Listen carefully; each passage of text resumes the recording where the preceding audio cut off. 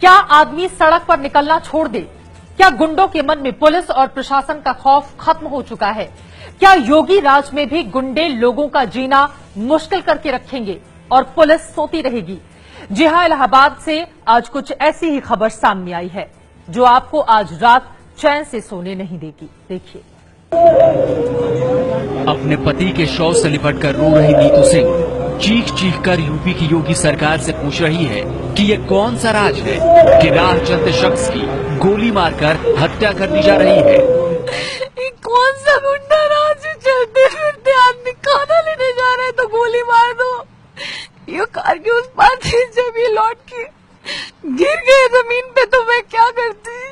तो मैं इनको लेके हॉस्पिटल जाने लगी। योगी आदित्यनाथ के राज में कल रात इलाहाबाद के सबसे पॉश कहे जाने वाले सिविल लाइंस इलाके में ठेकेदार धीरज सिंह की हत्या कर दी गई। सरकार और प्रशासन के लिए सबसे शर्मनाक बात यह है कि जिस जगह हत्या हुई वो जगह पुलिस मुख्यालय का मेन गेट है। ये आप देख सकते हैं कि इलाहाबाद में पुलिस मुख्यालय का ये मेन गेट है और इस पुलिस मुख्यालय से सटे हुए एक छोटे से ढाबे पे कल धीरज सिंह नाम के कॉन्ट्रैक्टर की गोली मार के हत्या की गई है।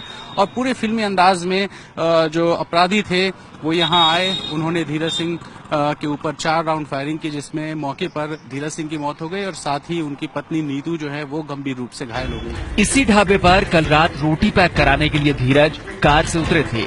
पत्नी नीतू कार में ही थी, तभी ये घटना हुई।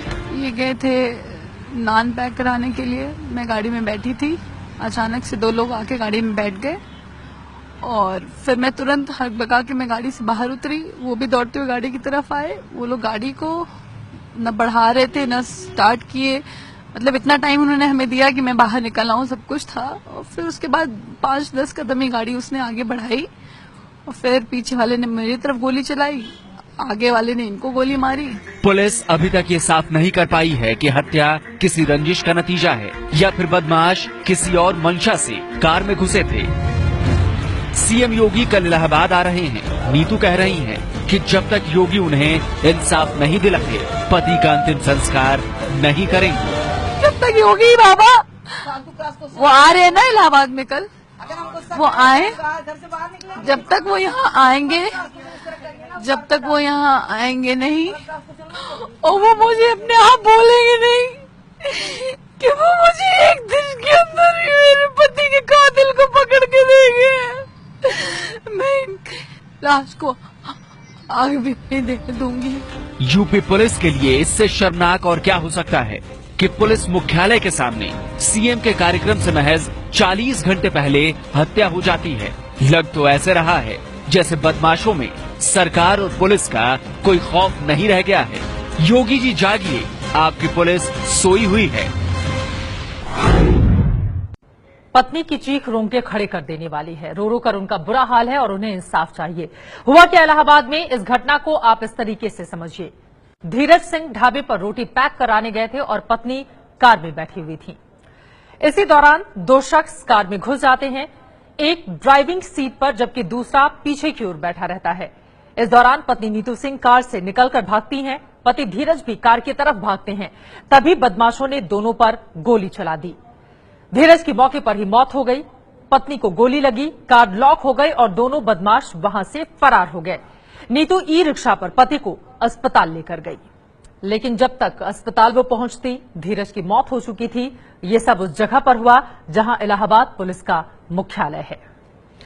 उधर यूपी के हाथरस में खाकी के दागदार होने का मामला सामने आया है।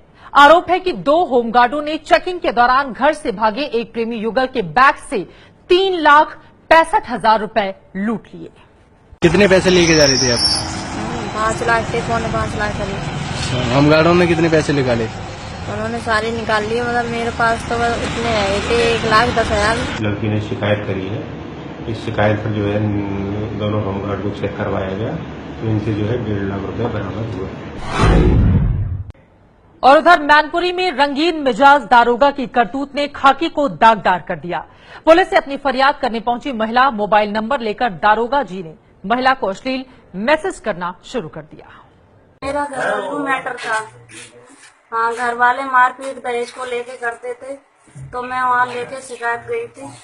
तो वहाँ उल्टे सीधे दरोगा जी मैसेज करने लगे। पीड़िता ने कल जन सुनवाई के समय मेरे पास आके शिकायत किया कि हमारा विभाग में तैनात एक सब इंस्पेक्टर उनका मोबाइल पर लगातार एसएमएस कर रहा है। सिलसिलेवार यूपी में पुलिस की साख को बट्टा लगाने वाली घटनाओं के बाद सीएम योगी का गुस्सा अब 7वें आसमान पर पहुंच गया है।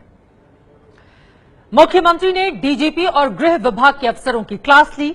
दोषी पुलिस अफसरों पर कार्रवाई के आदेश उनकी ओर से दिए गए हैं।